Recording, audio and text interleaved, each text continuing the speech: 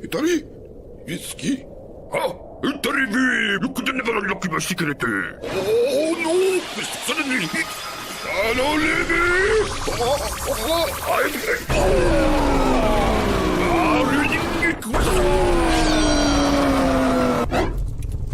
Let's begin. Indeed.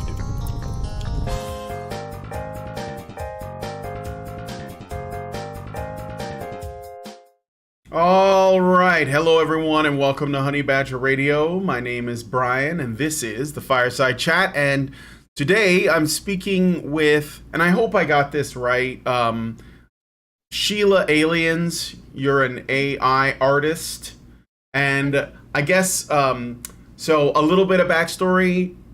Allison recommended that we get you on. She reached out to you. I guess she saw your Twitter presence and saw that you were supportive of, Comicsgate.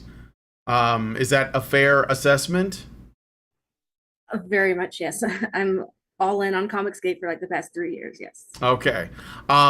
So yeah, basically you're an AI artist. You have some really amazing looking work on your Twitter and your YouTube channel.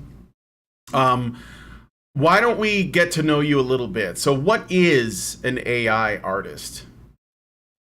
We use these tools that have just started getting made for us to use online. It's just text to image. So basically we type in, like this one's called Midjourney. You can go there to midjourney.com.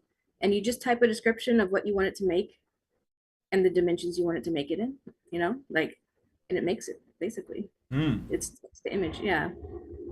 And so, like, on your end, are you like this? What was the name of this specific one that you're using or that you use? Midjourney. Midjourney, Yeah. like MIDGJOURNEY.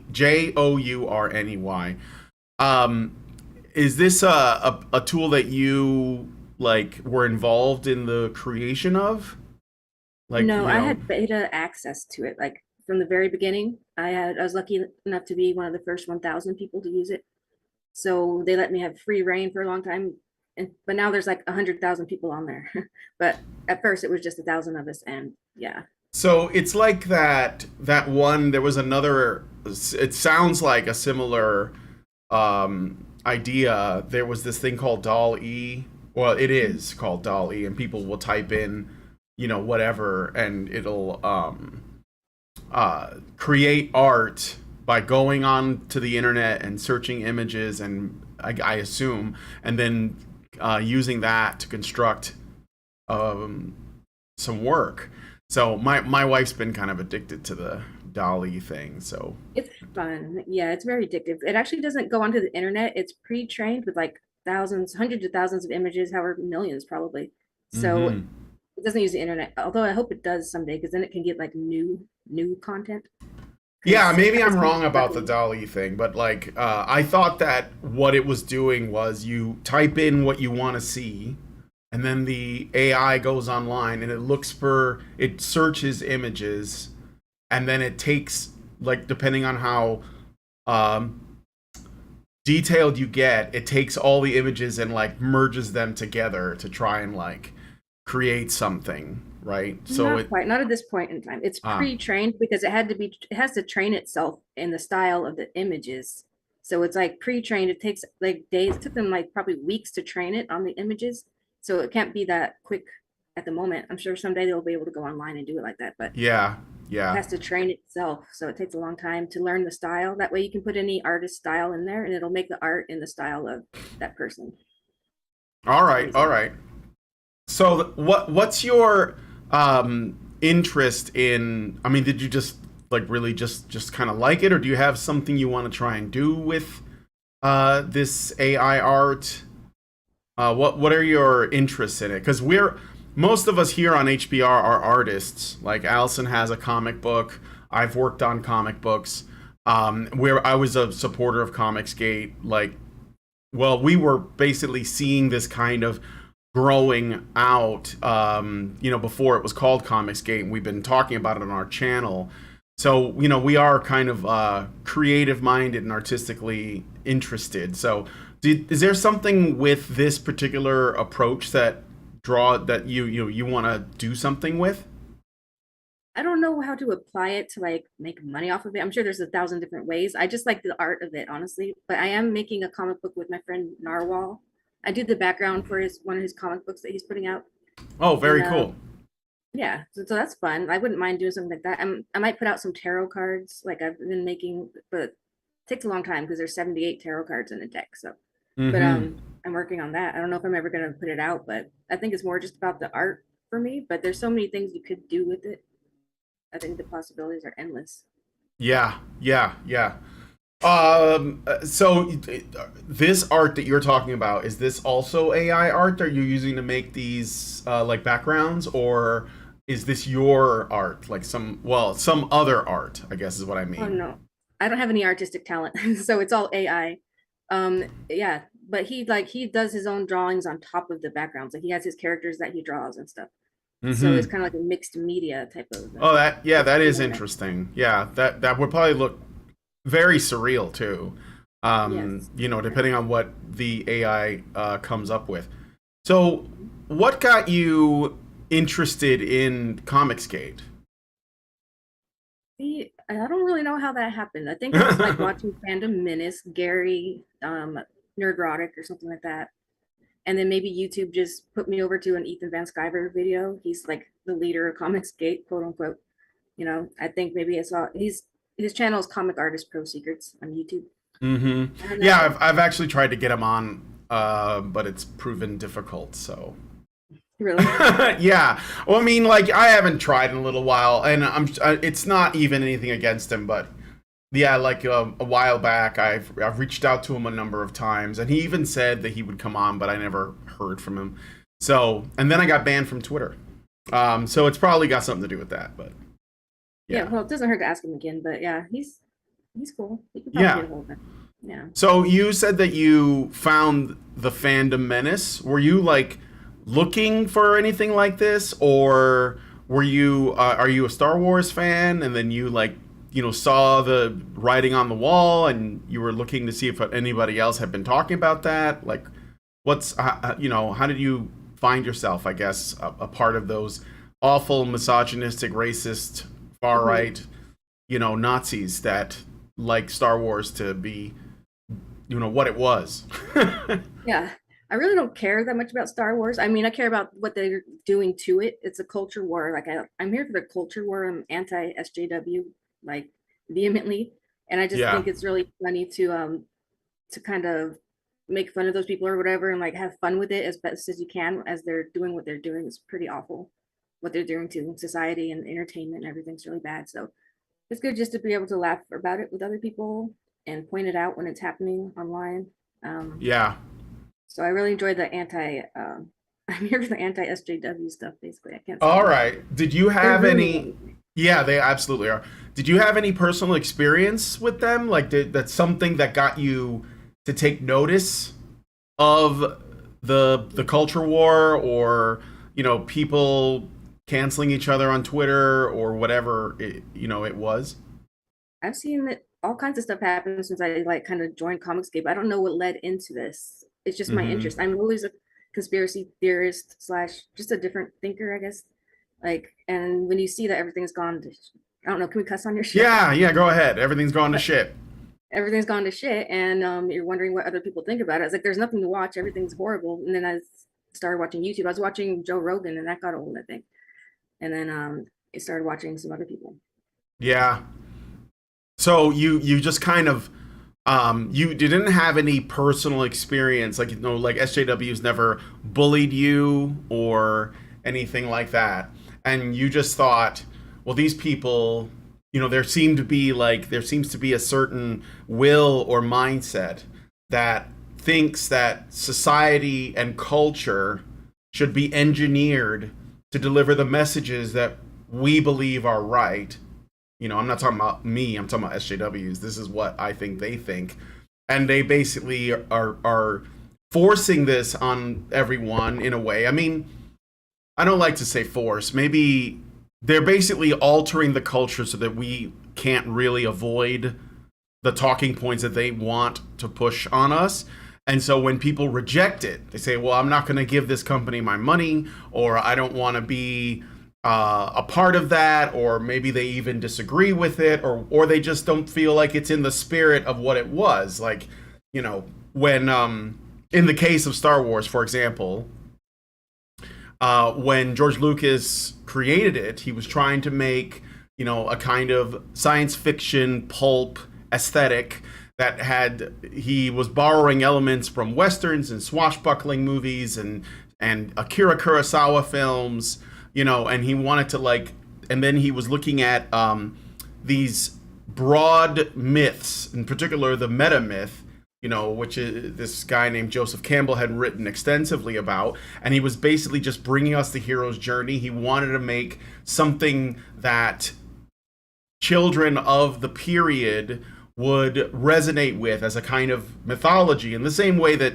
superheroes, when they were, you know, being made during the period of World War II, they were trying to bring the same, you know, a modern mythology into our culture, something that in particular children, but more specific than that, boys would, you know, want to participate in. And it seems like all of that has been thrown out the window, and there's basically like a much more like heavy-handed, feminist, progressive like way of telling stories, right? And they're almost anti the hero's journey, because that's a man's journey. Right. And so like that's why in this regard this is of interest to us on this channel, because, you know, we mostly discuss men's issues legally and politically. You know, we talk about things like divorce, we talk about child custody, all of these things that are tremendously, you know, slanted against men. And there is another factor, another aspect of this, which is like how we view men. And how we view men, you know, is impacted by culture. It's like, you know, what stories do we see featuring men? How are men presented? What does our society think of masculinity? And so this is just a little bit of background into like why, you know, I took an interest in this. Yeah, I mean, I saw the Star Wars movies, like what they did to Han Solo. He's a deadbeat dad. He's divorced or whatever from Leia. Like, that's so depressing. They're so nihilistic. And then, Yes. of course, Luke was a total loser. Like, I could have written a better story to make everybody happy than that. Like, it's just so sad. Yeah. Makes everything pointless.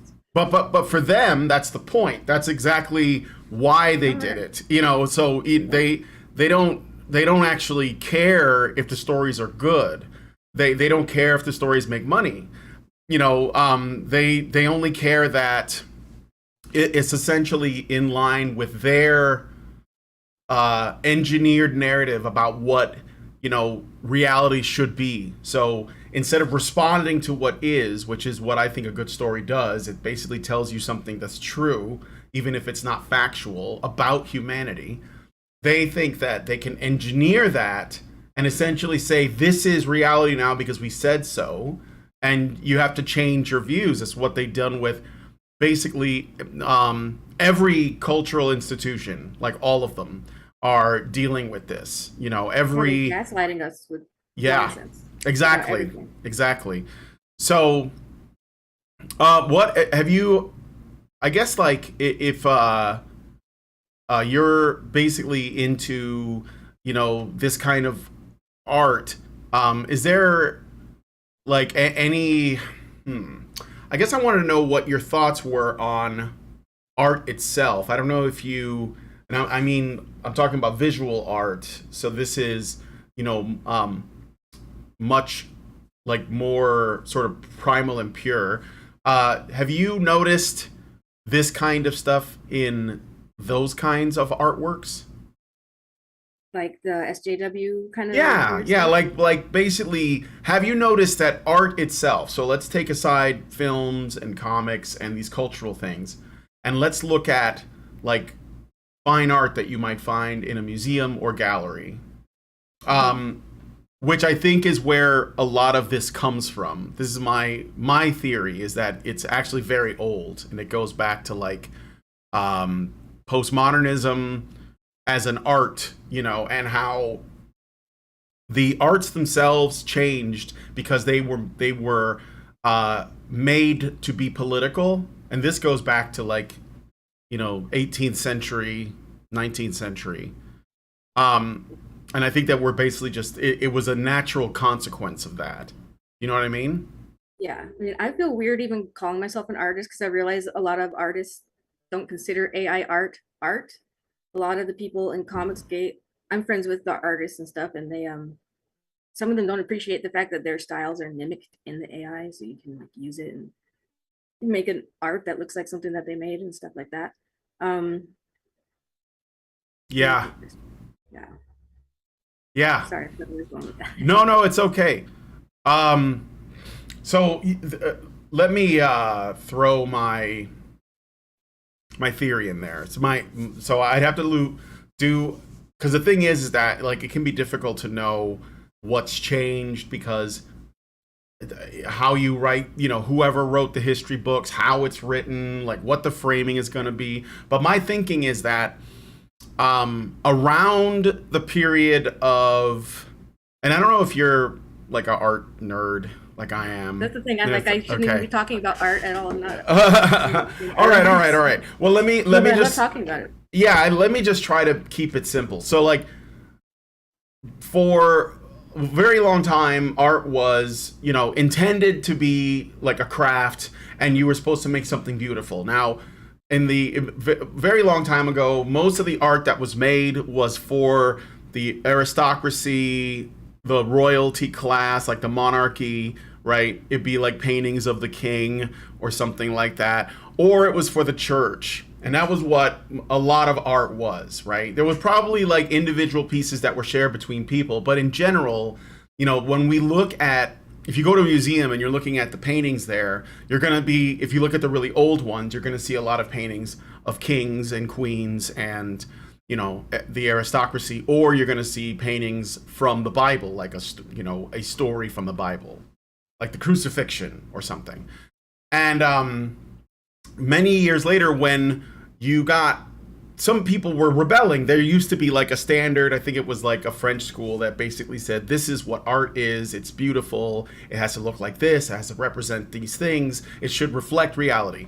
And there were some people who, you know, rebelled against it. And so when I think something's really started to change, and I don't even say this in a way that I'm trying to blame, you got the Impressionists.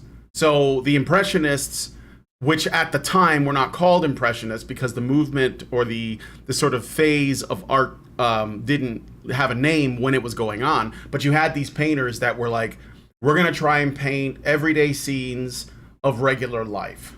And so that's where your Van Goghs and your Monets came from. And they were trying to, and there was also like a technique part of it where they didn't want to use black, because a lot of Baroque paintings, which came before, they used black to create the deep shadows. And they said no, because black doesn't exist in, you know, in nature. It doesn't exist as a light, you know, it's all light, it's all different kinds. And so they were doing that. But the thing that was really interesting about the Impressionists is that they weren't doing the religious, or at least not most of the time, they weren't doing paintings of religious work or, you know, like the portraits of famous kings and rulers. And instead, they were just painting like, oh, here's a picture of a girl, here's a park scene, here's some flowers, right? They just wanted to be different in any way. Yeah, they were trying to be different. Yeah, and but most of them were, you know, poor too. I think that Van Gogh may have only sold one painting, right? And everyone knows him now. So, but they were experimenting with technique, and they still wanted to create beauty. And then you got like the Toulouse-Lautrec, who's one of my favorites. You know, he was doing the same kind of thing. It was, you know, a little bit more expressionistic and all that, but he was still trying to paint everyday scenes from his life. So, you know, he has the really famous Moulin Rouge paintings that are basically just showing like this, you know, crowded bar, and he would paint all the people in there. And he had a really great way of doing that. You would be really good at AI art, by the way, because you know all these artists' names and their styles and stuff. Like you're already good to go. You would be really good at it. Thank you. Yeah, I've never messed with it before, but maybe I will. So then but then around the time, and I couldn't like pin down the exact period, but there was a movement that came around the time of postmodernism as an art form. And there were others like existentialism and, you know, all of this like sort of negativity around World War One. And you had like this shift. And this is what I think happened. I think that there was a group of people, and these were elites. They were like gallery owners, museum curators, and art critics, and people who buy art. It's actually very similar to what's going on in a lot of our industries today, where you have people who think of themselves as, you know, better educated. They know what good art looks like. They basically want to dictate, you know, what is considered to be art. And so there was this divide, and part of it has to do with, you know, we had printing. And so people would be able to print art in a book or, you know, a magazine or something like that. Part of it was that, but mostly what it was there was this elitism. And so you had people saying art must be political. If it isn't political and it's just focused on being aesthetic or pretty, then it's not art. And of course, they would decide when something is political in the right way or not. So if you made, for example, a painting of, you know, like a religious painting, they might dismiss that as not, you know, political in the way that they think would matter. Even if it was, let's say, something that was absolutely beautiful, like a, you know, picture of the Virgin Mary holding her baby or something. They would deem that not art because it's not in line with what they think art is. So the art has to be about the struggle. It has to be about women. It has to be about any number of important political, you know, views that they decide are. So, you know, they are the ones who decide what is political in a good way and what is not. And right. From there was a split that basically tried to delineate between art and another term called illustration. And illustration is when, well, to them, illustration is art that is made for, essentially for print. So, you know, yeah, like a book, or if you're like, say, Frank Frazetta is a good example. He made these great paintings for fantasy stories and pulp stories. He did Conan the Barbarian, and these really, you know, beautiful looking paintings, right? But the art community, the elitists, they say, oh, no, that's not art, that's illustration. That's beneath, right? And instead, I forget her name, but there was this female artist that would paint flowers and other things as sort of like symbols of femininity. So I can't remember her name, but she was basically like a feminist artistic icon. And so we call her an artist, right? And it's because she's saying the things that they're supposed to say. So if you, you know, are you familiar with Norman Rockwell? I know, I heard the name, but I don't know. So Norman Rockwell, he did these like hyper realistic paintings of everyday people, you know, like you would find, and they're super American and super wholesome. You know, he would get this work done for the cover of a magazine. I think it was called The New Yorker, but I might be wrong about that. Oh, no, New York Post, I think. And again, his paintings are super well known. Georgia O'Keeffe, thank you, Allison. That's the woman who painted the flowers. Yeah, Georgia O'Keeffe. So Rockwell would do these beautiful paintings. Clearly, he had tremendous skill, but because he was making them accessible to anyone, because they were just going on the covers of magazines and such, the artistic community basically labeled him an illustrator, which is meant to be a dig, right? And and also because his work was very Americana. It's very like, you know, it was pro-American without necessarily being like hyper political. He even did a well-known painting of Rosie the Riveter, which, you know, it's not this one, it's not that, but it's another one where she's like a woman with, I think she has like a rivet gun or something, and it's a very pretty painting too. So basically, to sum it up, that's been going on for like over 100 years, and I think that now we're at a stage where that same attitude, that same idea of people who get to arbitrate what art is, that operate in these elitist parts of our cultural society or whatever, are basically doing the same thing with comics, with movies, with television shows, with video games, with everything else. And part of it, I think, is because it started there.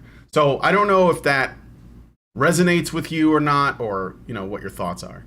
I mean, that might have been where they got their tactics for control from. It seems like lately it is political, because they're mad that Trump got into the office, and that's when they said that anything you guys think is fun, we're going to ruin it for you guys right now, because that's when they went TDS started spreading, Trump derangement syndrome. Everybody went crazy.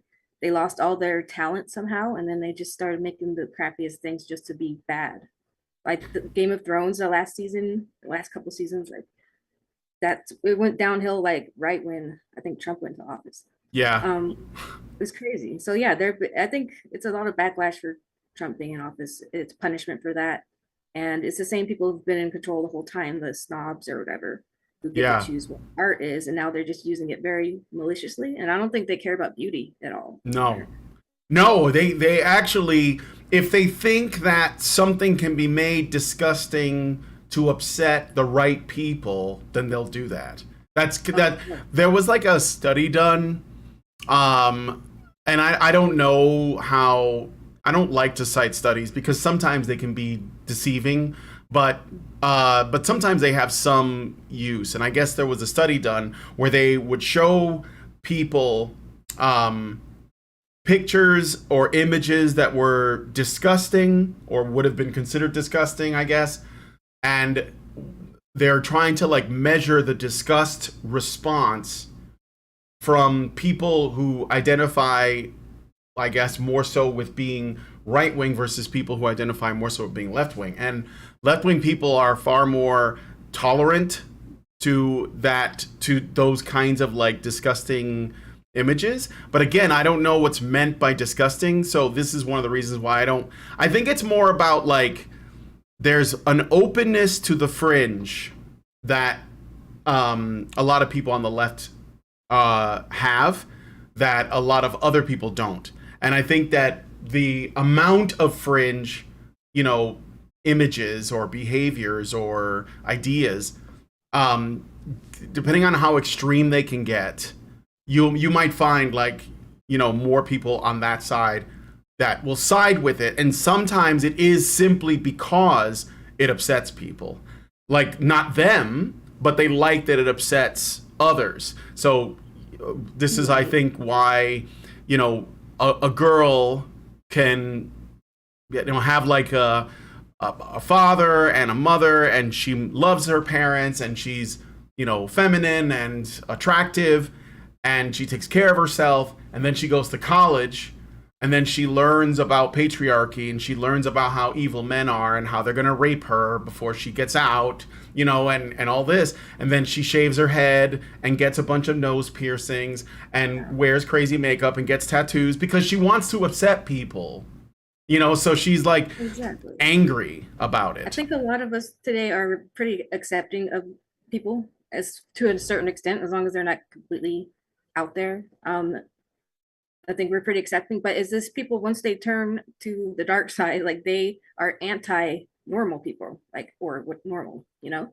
But we're not trying to be anti them, go be weird all you want, but they like become anti the rest of society. It's crazy.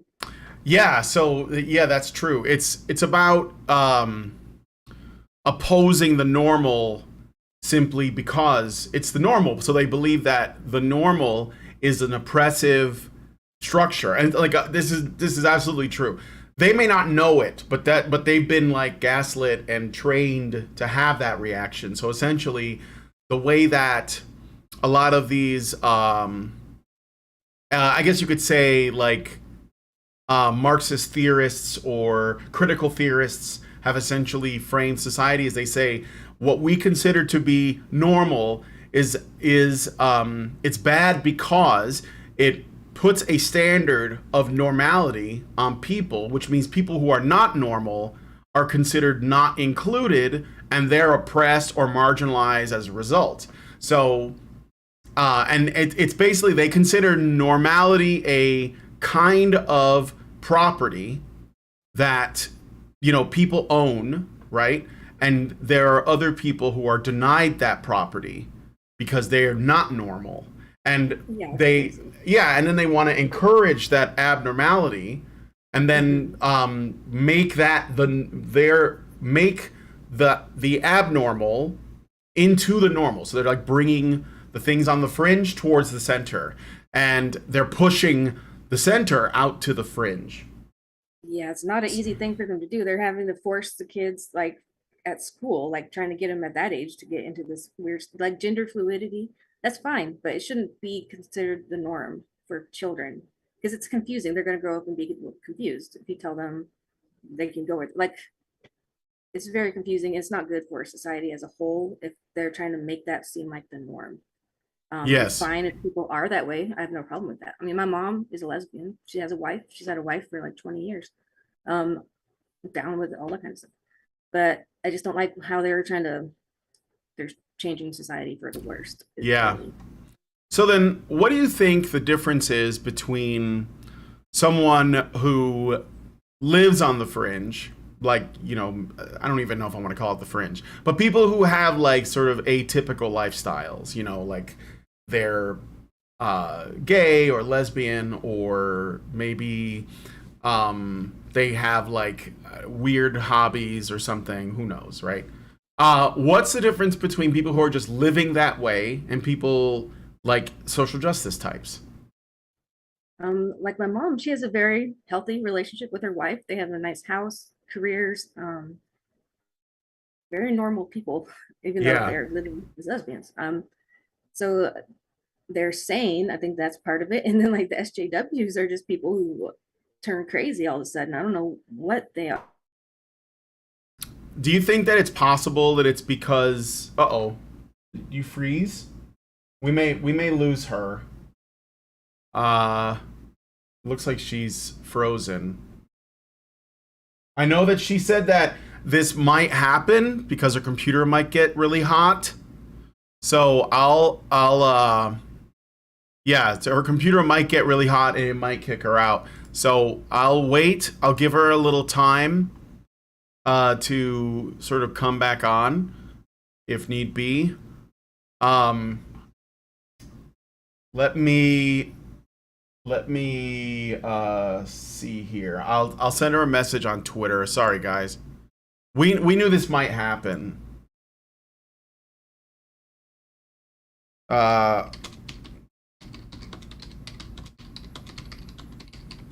Okay, she just told me a message that, you know, her computer overheated and turned off. So let's all fundraise her a new computer so that doesn't happen again.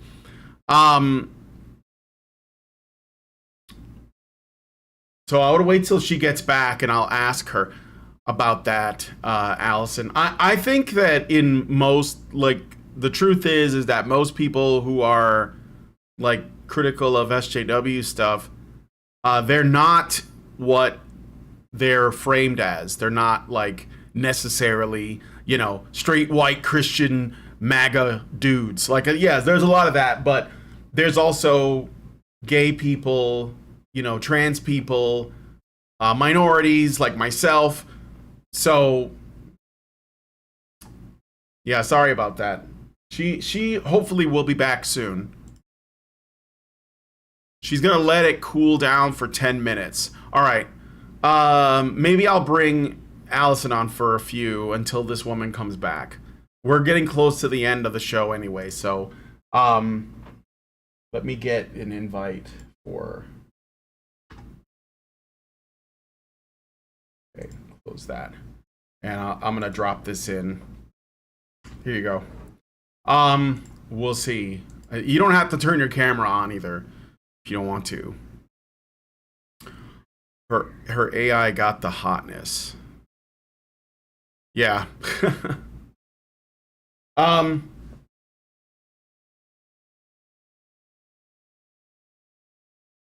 Yeah, we know that that's another thing too. I'm looking at the chat. Derek Workman says there have been trans against kids transitioning for decades. That's the thing that's really insidious about this too.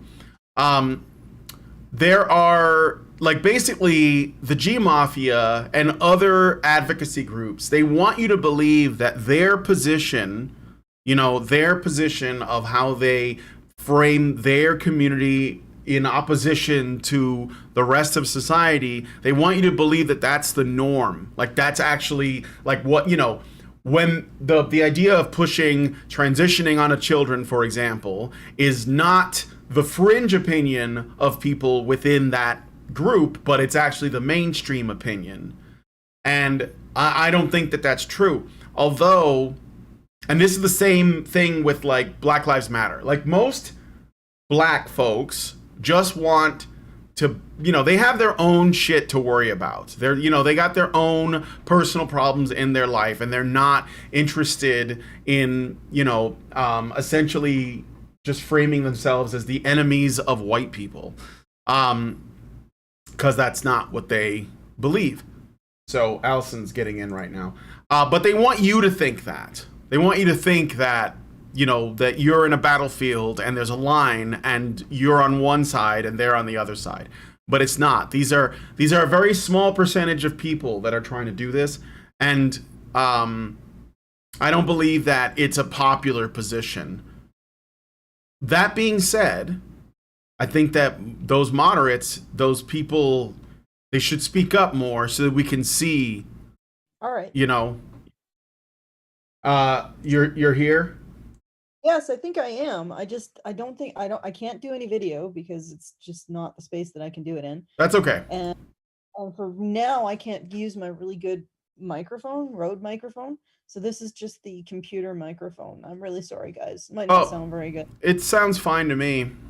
All right. I mean, you're a little lower than I am, but that's okay. Yeah.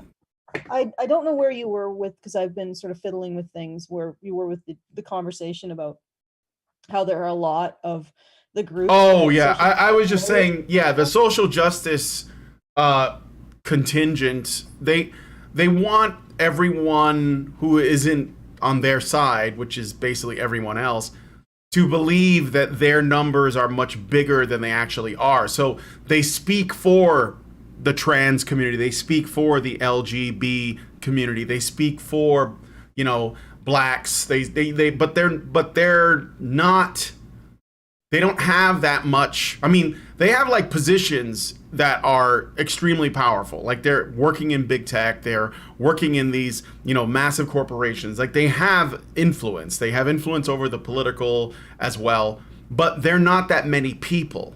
So I think that by and large, like I said, Derek Workman said there have been trans people against kids transitioning for decades. And I said, yes, I know. I'm sure it's most of them. But the fact is they want you to think that position is more popular than it actually is.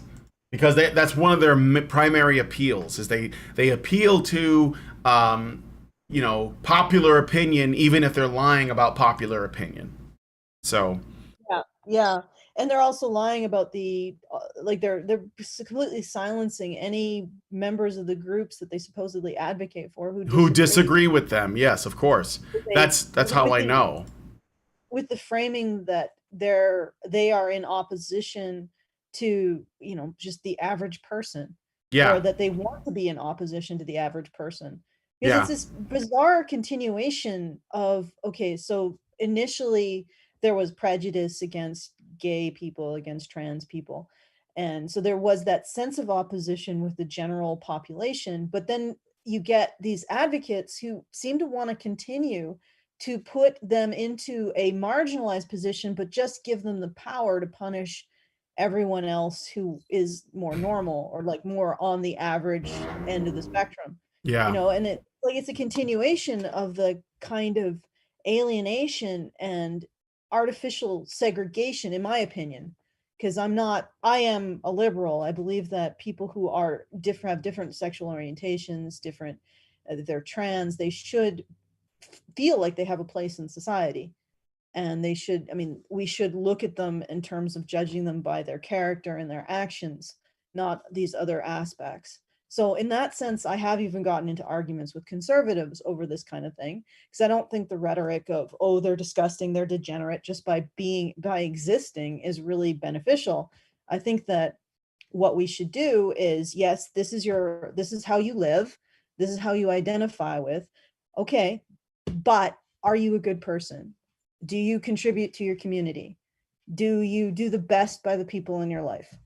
Are you responsible for your powers as a citizen? That kind of thing. Yeah. And are you responsible about how you behave? Like, are you someone who engages in promiscuous sex, which is not just harmful even to the community, it can be in terms of like, what we're seeing now with monkeypox, but also it's harmful to your personal self. I can't, when people engage in this kind of incredibly reckless, anonymous, they're not doing it because they like themselves. They're doing it because they're perpetuating an addiction that they have. You can't create intimacy with an orgy. And that's probably, you're drawn to it because you have issues with liking yourself and wanting to be intimate and have a loving relationship with another person. Yeah. So you're either a gigantic narcissist and you just can't connect with other human beings, or you actually are engaging in some kind of self-harm. That's like, you can look at that and say, that's behavior, without identifying it with necessarily trans people or gay people, and saying, well, maybe those communities are more prone to those behaviors. But what we do is we look at the behavior and say, that's harmful behavior to yourself and others. Not, okay, you are harmful, inherently harmful. That's the approach that I take. Let's look at people's actions. Are they responsible members of their community? Do they try to make the world better by having existed in it? Or are they only caring about their self? And even for most people, it's not even caring about yourself. It's just feeding your self-destruction. Are they doing that? And so it takes the conversation away from lifestyle choices and identity to personal moral choices and how you express yourself in the world. And that's sort of where I come from. And I do get into arguments with conservatives over that, who just want to blanket dismiss all people outside of, Norman Rockwell paintings, to bring back the art, as being degenerate. I'm like, no, let's not, I don't think that's the way to go. But I found it really interesting that she has this experience of having had lesbian parents. And I was curious about what her parents' attitudes were towards all of this, and what they've been seeing about social justice warrior, or if they even care. Like, there's a lot of people who are just, I don't want to think about it or deal with it. Or possibly. What I've, because I have a very old friend who I've known since I was so little, I don't even remember. And he was raised by a lesbian mom. And, they basically just, to my knowledge, they didn't walk around with a chip on their shoulder. They basically just lived their lives. And if people didn't want to be around them because of their lifestyle choices, it didn't mean anything. Because it's like, well, should we live in a society where you take someone who says, and it doesn't matter what they are, if they say, I don't want to be around black people, why would we force that person to integrate with blacks when no one wants to know that guy and he doesn't want to be friends with anyone either? So like, my belief is we have freedom of association. Let people have whatever beliefs they want, as long as they're not abusing other people's rights or trying to hurt them. It doesn't matter to me. So, and I think that what the SJWs want to do is they want to force us all to integrate, and there are people who just don't want that, and they shouldn't be made to. So like, you know, if they're, and it doesn't even matter if they're bigots or not. Like that's the least important part of that entire equation. It's just a matter of, you know, like people should have the freedom to associate with who they want to or no one, and everything in between. So, excuse me, I'm gonna stretch. I did a message to see how she's doing with her computer. The other thing I wanted to mention is and I know I'm calling out conservatives on this as well, just because I've been getting into arguments with them lately. I'm going to tell you my personal experience with trans women. Okay, every trans woman that I've met in my life has been one of two types. Either she has been hotter than me. In other words, every man listening now, if they saw me walking next to the trans woman down the street, you would hit on the trans woman, and more delicate, more feminine than I am. Or alternatively, they literally looked like middle managed soccer moms. You know, not particularly attractive, but also not particularly threatening. That's been my personal experience.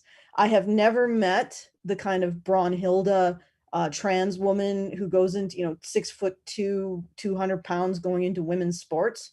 Never met a woman like that, or even a trans woman who was particularly predatory. The ones I've met have either been, like I said, middle management, suburban soccer mom types, or actually more feminine than I am. In other words, you know, you looked at the two of us, you would say that I was the one that was the bigger physical threat, and uglier, and also potentially more masculine. So the idea that conservatives have presented of the predatory giganto trans woman doesn't play out in my own existence, in my own experience. So I just wanted to point that out. And on many cases, they also just wanted to, you know, live their life. And I don't know, there has to be some kind of middle ground between the conservative blanket condemnation of the so-called degenerates and the left's continuing to marginalize them while weaponizing them as tools to basically control all of society while not doing a damn thing to change any kind of fundamental aspects of it. Because that's what I'm seeing, you know. There needs to be a space where we're just like, yeah, that's your lifestyle, that's your orientation, that's your identity. Okay, let's talk about what your actions are. Are your actions harming yourself? Are your actions harming your community? Are your actions improving the world? And that's what we judge people based on. Okay. Yeah. Well, it seems straightforward. Yeah, you know, I think that we do miss the importance of looking at people's actions because we have become so, well, I don't even want to say we, because I'm not like this, but many people are more concerned with people's words. And I think that we or many people, they basically draw an equivalence between them. And I don't think that words, I mean, it's obviously words have meaning, and like, you know, language matters, and we should be using you know, universal definitions when discussing things. But if someone, like, if you dig up Eddie Murphy's Raw, you know, stand-up comedy routine from the 1980s, you can't watch that today. It's too offensive. And I'm certain that Eddie Murphy didn't want anyone to be harmed or killed based on his jokes. But like I said, we can't have that anymore. We can't have, but basically comedy in general is effectively neutered because you know, so few people want to be able to explore these kind of like fringe, I don't know, fringe might not be the right word.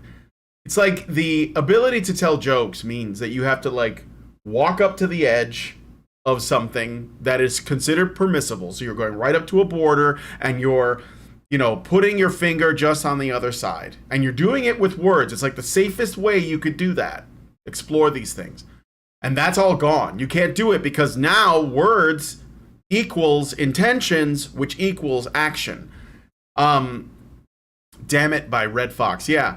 And I think that it's like, you know, we're at the point now where words or visual representations of, you know, something that maybe it's not words, but its expression itself is in a tremendous amount of danger. And these people want to continue to take that from us. Like, there was a British guy who shared a meme that his friend had shared of his friend shared it on social media, and then he saw his friend's meme and he decided to share it. And it's essentially like the pride flag, like the progressive pride flag, but it's like 4 copies in a circle, and it just so happens that it resembles the swastika, right? If you lay it out that way, because there's chevrons on it, right? So if you lay it out the right way, it looks like a rainbow swastika. And he thought it was funny because they were essentially poking fun at the G Mafia or the Gestapo, because they do. That's what you mean by the G Mafia. Yeah, someone was asking me if you meant it gynocentric mafia. It's the honest to God thing is the G Mafia isn't quite accurate because, you know, as we all know, yeah, gay men are the white men of gay people now. Yeah, but G Mafia just rolls off the tongue. But I agree, it's not quite right. Or you could call it, again, the Gestapo, but again, that's the same thing. Nonetheless, doesn't matter. The idea was they were making fun of these people for being so authoritarian to people who, you know, don't essentially like celebrate the pride flag when Pride Month comes around. So it's not even that you know, say, well, I disagree with these people, I think it's a sin or whatever. It's not even just that. It's if you don't celebrate these beliefs to a sufficient amount, they will say, I think you might be a bigot because you haven't said, you know, like love is love in the last 24 hours. So he put that up there, and that's fine. Like, whatever, people are allowed to have whatever feelings they want on that stuff. But the police showed up at his house. And arrested him for sharing that meme. Now, this is in the UK, so, you know, they don't have freedom of speech there. But yeah, the cops showed up and they arrested him, and the claim is because I guess this guy, when he shared it, it pissed somebody off, or it caused them anxiety, or triggered them, whatever, and they called the cops on him.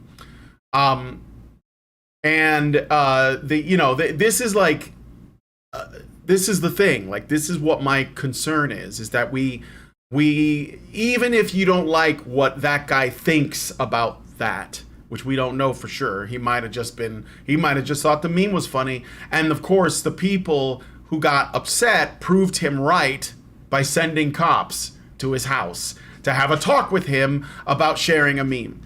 I think that's I'm far more concerned about that. Like that, and I think that people, maybe it's just like, maybe people need to like put their lives in perspective and take an account of how good you have it, so that you're not like, you know, trying to ruin people's lives because they didn't kiss your ass enough, or because they made a joke about how, you know, about how like authoritarian this stuff can get. So okay, back on Zoom in like 4 minutes. Yeah, I just saw that. I want to do a shout out because the Great Outdoors is upset that I didn't recognize his contribution. I think I thought you did. Well, I don't we know. did during Maybe the it was Zoom after. stream. Yeah. So just thank you, Great Indoors. Gave us $500. Do you have a sound that might work with? A $500. You might not be able to hear it because we're in Zoom. So let me just find something. I'll just give a Trump thank you. Thank you very much. That's really nice. Thank you. She is waiting to get in, so I'm going to bring her in. Okay, great. So I said my piece, and I'm fine with just departing and finding out the answers to those questions. Yeah. All right, I'm going to move this down here. All right, Sheila, welcome back. Hi, sorry about that. My computer overheated. Oh, That's that's okay. That's okay. We're Hi. we're at the end now, but maybe we could just ask like a couple more questions. All right, thank you. I'll deke out, so that you can. And it's So nice you to could see you on. stay because you wanted to say something at the end anyway. Actually, Sheila, let me ask you this: since you say that your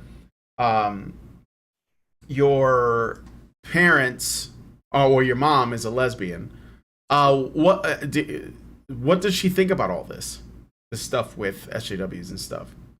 I don't even know if she knows about it. I mean, she's Okay, yeah, busy. She's kind of a normie, actually. yeah. So Uh she doesn't. I'm But jealous the of. thing about SJWs, you had asked me what makes them different. It is that they cancel people and they're malicious and they go out of their way to ruin people's lives to get a different opinion than them. So that's what makes them different. Yes. Yeah, it's really They think not. of themselves- It's they think not. of themselves as a victim of other people's opinions, is what I've seen. Yeah. Yeah, their whole thing is that they're not just trying to like, be allowed the freedom to choose their like life or pursue their goals. They insist that people love them, basically. Like that ultimately it comes down to they want to they think that they can get everyone to accept them, love them, celebrate them, um, for these like immutable characteristics, because they're women, because they're trans, because they're a minority or whatever. And it doesn't actually bring them happiness because it makes it like they frame uh their happiness around other people's reactions. So instead of like just doing for yourself and then, taking a moment to be proud of what you've done, something that you've accomplished, something that you've built, they instead insist that everyone else heap praise upon them. And of course, not everyone's going to do it, and that upsets them. And it's like, well, what do you even have to be proud of? They don't want to What? have to earn it. Yeah, they don't really have to have talent or be good at what they're doing. They just want that position and they want praise Yeah. for it. And it's Yeah, ridiculous. yeah, and it's I think it's a personal problem that they have. Yeah, they're Usually, mad. yeah, when if you look into the history of most of these people, there's like in most cases there was no father in their home. They're like missing a parent, and that is usually the man. So I agree. yeah. I was raised by my dad, and he's a really good dad. So maybe that helped me be the way I am. Because my mom took off. She no, I love my mom, but she left my dad for a younger woman and took off when I was 10. And so he raised all three of us, and he did a really good job. He's a Wow. great dad. Yeah. So are you still in touch with him? Uh-huh. Yeah. That's awesome. And your mom too? Yep. Yeah. Everybody got along after that. My mom's wife would come over for holidays, and everybody did Christmas together and stuff. But my mom and her wife now live in Illinois. My dad lives in Texas, so kind of spread out a little bit. All right. But yeah, everybody gets along and stuff. So That's good. That's actually a really good outcome, to be honest. I know it's unusual, but it works out. So Yeah, well, it's not just unusual, it's also because your mom could have probably done a lot worse things in the she could process. have been like, I'm taking the kids while I have my midlife crisis. Like, yeah, it would have been Yeah. awful. It could have been much worse. So, props to your mom, props to your dad too, very much, to take on that role. He said, I'm not going to let you take the kids, is what he said. So I'm glad he didn't, because she was a truck driver for a while. She had a crazy girlfriend. Like, it was crazy. But Yeah, she is settled she down. married to the crazy girlfriend, or? No. She married a good woman, a good, calm pharmacist lady. Yeah, they're good. Well, I also found it sort of interesting how that seems to be the reverse of what a lot of people say. Oh, he left my mom for a younger woman. It is so funny. It's so sad though. I shouldn't laugh at it, but it's kind of funny. But yeah, my dad never remarried. Aw. They were married for 17 years. That's a long time to be married to someone and then find out that they're a lesbian. Yeah, that must have been quite devastating. I think it was, yeah. But it sounds like you at least made the best of it, so that's good. Yes. My dad, he's doing good. He's got a lot of hobbies, a lot of dad hobbies. Yeah, that's good. Keep himself busy, make sure he doesn't dwell. Yeah, that's great. It's great to because we get so many horrible stories on what we deal with, because we talk to a lot of men, we support them through mental health stuff, and they send messages about just the nightmares that they've had in the family court system. So the fact that your mom didn't do that to your dad is sort of a good thing. It's Yeah, no, good she's not malicious. She's a very chill person. She just happens to be a lesbian who was hiding it from the world, and she Yeah. had kids, and so she needed to go be who she needed to be. So I'm glad that she also didn't maliciously want to take us along for that. So, which is good. Yeah, that's good. Okay, so I'll hand it back to Brian for whatever else he wanted to say. Well, no, I'm basically like done, and I know that she's running out of time here. So first of all, I guess I should just say thank you, Sheila, for taking the time to come on the show. Really appreciate it.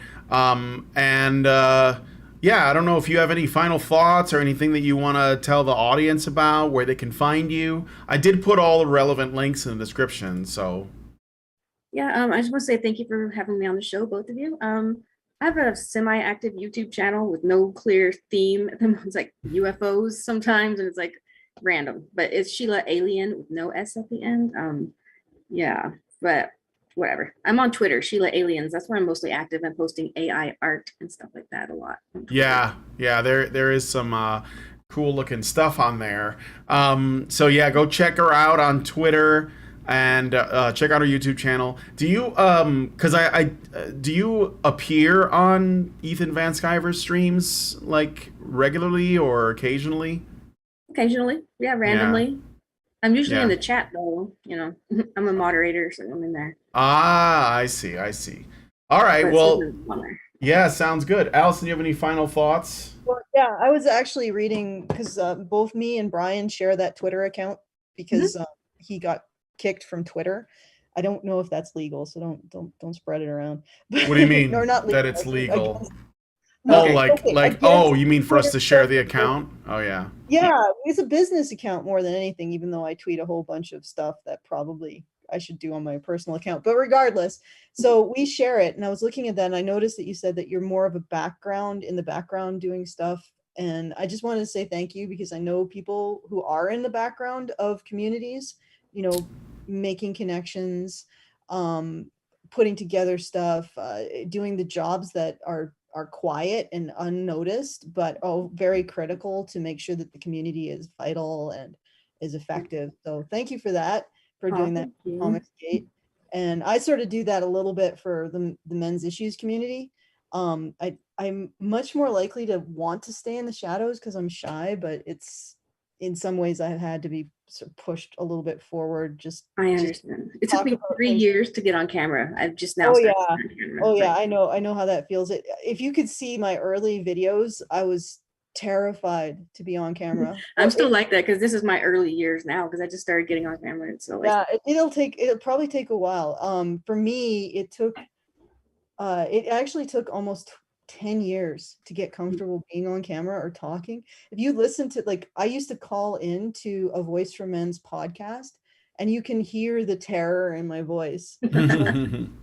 Actually amazing to me that if I look back, I'm like, wow, being a podcaster or being a YouTube creator, which I really can't wrap my mind around. I never really call myself that. I would have never guessed that I would be doing that kind of work. yeah, I made videos for like a decade just with my voice. So I have like 50,000 subscribers. I did a little bit of work, but I didn't get on camera and I totally went quiet for years. And I got back into Comics Gate and then I started getting on camera again. But my channel isn't about Comics Gate because I feel like I can't even post about that on there. So I don't post about it on there. Really? Why is that you feel like you can't? Because it's a UFO channel. I see. So it's too different a concept. Yeah, it's just different audiences, I feel like. I don't know. Yeah, that's probably right. Although people who are into comics tend to be into science fiction, so maybe it's not that much of a alien concept, no pun intended. Also, all the people who are into the whole against social justice warriorism tend to be a little bit more on the spectrum of wanting to see evidence, getting into not trusting necessarily being told what to think, but wanting to find out what to think for themselves. So there may be more overlap than you think. That's But true. yeah, I can understand not wanting to Yeah. change the general. Yeah, so that's why my channel's not very active, but I am very active on YouTube, just in other people's streams. I'll appear on there. Yeah. Well, thank you for doing, the behind the scenes work that nobody really recognizes. That actually keeps these communities running. And I will hand that back. Oh, and one thing that really helped me, I don't know if is getting a dog. For some reason, dogs really, well, for me, they really improved my ability to be social, my dog. Really? So I have 4 cats and they fight when I'm on stream. aw. Like they're a hassle. They want your attention. They don't want you to pay attention to these disembodied voices. They want you to they howl, they do all kinds of crazy stuff when I'm on stream, these cats. So I don't know. Can't have a dog at the moment, but it's a good idea. Yeah. Okay. So So thank you guys for having me on. Thank you. Yeah, much. thank you for coming on. Yes, dogs are fantastic. All right, so I'm gonna wrap it up. Cats are good too. I'm just really allergic to them. So, and cats know it, and they will come around me on purpose. All right, so I'm gonna close the show out, and we're gonna hang out with the patrons. Thank you again, Sheila, for coming on the show. If you guys like this video, please hit like, subscribe if you're not already subscribed, hit the bell for notifications so you know when our streams go live. Leave us a comment, and most importantly, please share this video, because sharing is caring, and we want more people to see how many people are actually involved in these conversations, because they want you to think that they're the majority, but I seriously doubt that. All right, so Thank you. yeah, you're welcome. Thank you guys so much for coming on today's show, and we will talk to you all in the next video. Men's rights activists are machines, dude. Okay? They are literal machines. They are talking point machines. They are impossible to fucking deal with, especially if you have like a couple dudes who have good memory on top of that too. Holy shit, you're fucked.